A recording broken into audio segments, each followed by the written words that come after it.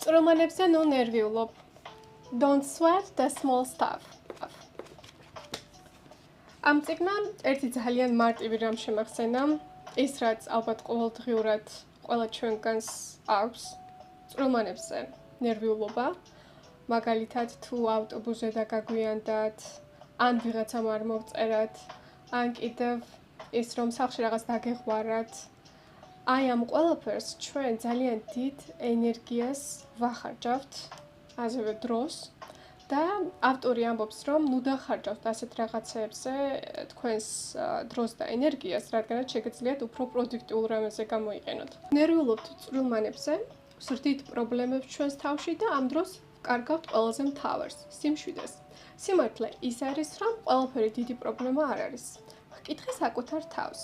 ეს მართლა ასე მნიშვნელოვანია? მთავარი იდეა არის ის, რომ წვრილმანი ის არის, რაც ერთ კვირაში აღარ იქნება უკვე მნიშვნელოვანი.